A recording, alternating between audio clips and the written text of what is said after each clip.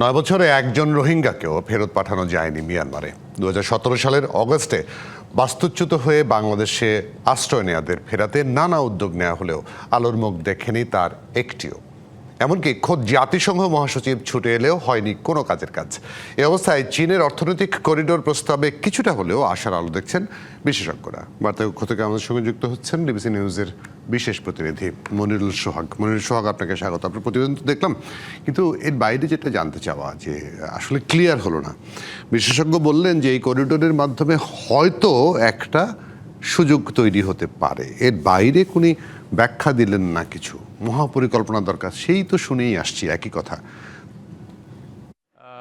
আসলে যে ব্যাখ্যাটি বা যে জায়গাটি থেকে বিশেষজ্ঞরা বা অন্যান্যরা যে বিষয়টি সম্ভাবনা হিসেবে বলছেন সেটি হচ্ছে চীনের সাথে যদি বাংলাদেশের এই করিডোর বাস্তবায়ন হয় বা চীন যদি এটিকে বাস্তবায়ন করতে চায়, সেক্ষেত্রে আসলে এই করিডোর বাস্তবায়নের জন্য মূলত প্রথমেই রাখাইনের যে অবস্থা সেটিকে নিয়ন্ত্রণ করে সেখানে শান্তিপূর্ণ যে অবস্থান সেটি তৈরি করতে হবে। সেটি না হলে আসলে এই অর্থনৈতিক করিডোর যেটি সেটি বাস্তবায়ন করা সম্ভব নয়। বাংলাদেশ সেখানেই হয়তো কিছুটা আশার আলো দেখতে পাচ্ছে বা সম্ভাবনা খুঁজছে যে আসলে সেখানে যদি শান্তিপূর্ণ পরিবেশ তৈরি করে, সেক্ষেত্রে আসলে রোহিঙ্গাদের সেখানে ফেরত যাওয়ার একটি শর্ত, যেটি প্রধান শর্ত হিসেবে বলে সবাই, সেটি হয়তো পূরণ হতে পারে। সেক্ষেত্রে চীনের কি চাওয়া রয়েছে, মিয়ানমারের কি স্বার্থ তারা পাচ্ছে রোহিঙ্গাদের ফেরত নিয়ে, এবং বাংলাদেশ আসলে কিভাবে ফেরত দিতে পারছে, এই তিনটি বিষয় যখন একত্রিত হবে এবং এটির ফলাফল আসবে তখনই আসলে এটি সম্ভব। তো সেক্ষেত্রে বিশেষজ্ঞরা বলছেন যে অতীতে অনেক ধরনের বিষয় নিয়ে আলোচনা হয়েছে,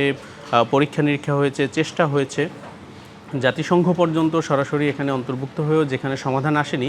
সেক্ষেত্রে আসলে অর্থনৈতিকভাবে যদি রাখাইনের যারা নিয়ন্ত্রণে রয়েছে তাদেরকে যদি লাভের কোনো সুযোগ দেখানো না যায়, সেক্ষেত্রে আসলে তাদের সম্মত করানোটা খুবই কঠিন বলে মনে করছেন, যেটি বিশেষজ্ঞরা আগেও বলে আসছেন। সেক্ষেত্রে এই অর্থনৈতিক করিডোরটি আসলে সেই বিষয়ে কিছুটা সুফল বয়ে আনতে পারে, এবং যদি সেই পরিবেশ হয় সেক্ষেত্রে চীনের একটি বড় ভূমিকা এখানে থাকতে হবে, সেটি মনে করছেন বিশেষজ্ঞরা। তো সেক্ষেত্রে আসলে এটি শুরু হতে পারে। তবে এই বিপুল সংখ্যক রোহিঙ্গা জনগোষ্ঠী, তাদেরকে কিন্তু আসলে হুট করে অল্প সময়ের মধ্যে যে প্রত্যাবাসন করানো যাবে সেই পরিবেশ রাখাইনে তৈরি হলেও সেটিও কিন্তু নয়। সুতরাং এই বিষয়টি লম্বা সময়ের একটি বিষয়, এবং সেখানে ধারাবাহিকভাবে লেগে থাকা, গবেষণা করা, সেই অনুযায়ী যে সম্ভাবনাগুলো আছে সেগুলোকে যদি কাজে লাগানো যায় এবং কূটনৈতিক তৎপরতা যেটি আছে সেটি আরও বাড়িয়ে যদি সেখানেও সুফল আনা যায়, সেক্ষেত্রেই আসলে এই সম্ভাবনা কাজে লাগতে পারে।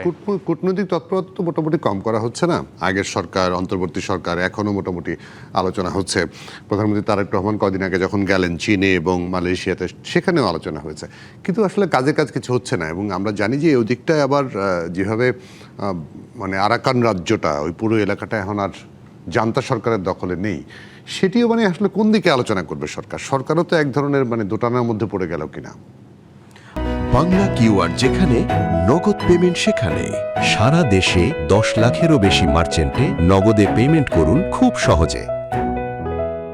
আপনি কিন্তু দেখেছেন এর আগে অন্তর্বর্তী সরকারের সময় কিন্তু দুদিকেই আসলে আলোচনা এগিয়ে নিয়ে যাওয়া সেটি কিন্তু তারা করেছেন, এবং বর্তমান সরকারের সময়েও কিন্তু রাখাইনের পরিবেশ যে অনেক বেশি পরিবর্তন হয়ে গেছে সেরকম নয়। বিশেষজ্ঞদের ভিন্ন মতামত এখানে রয়েছে, অর্থাৎ রাখাইনের নিয়ন্ত্রণ যাদের রয়েছে তাদের সাথে বা তাদের মতামত ছাড়া আসলে সেখানে এই প্রত্যাবাসন প্রক্রিয়া বাস্তবায়ন করা কোনোভাবেই সম্ভব হবে না, এটি কিন্তু সবাই মোটামুটি সবারই জানা। এবং সেক্ষেত্রে মিয়ানমারের সরকারের সাথেও কিন্তু একই ধরনের তাদের মতামত তৈরি করা সেটিও কিন্তু নির্ভর করছে। সুতরাং এই দুটি ক্ষেত্রেই আসলে চীনের সবচেয়ে বড় ভূমিকা থাকতে পারে, এটি মনে করছেন বিশেষজ্ঞরা। এবং রাখাইন ধরে যে অর্থনৈতিক করিডোর মিয়ানমারের মধ্য দিয়ে চীন পর্যন্ত, সেটি বাস্তবায়ন করতে হলে চীনকে কিন্তু অবশ্যই মিয়ানমারের সরকার এবং রাখাইনের নিয়ন্ত্রণ যাদের রয়েছে এই দুই পক্ষকেই কিন্তু আসলে তাদের সাথে বসে তাদের মত তৈরি করে তাদের দুই অঞ্চলেই শান্তিপূর্ণ অবস্থা তৈরি করা, এবং তাদেরকে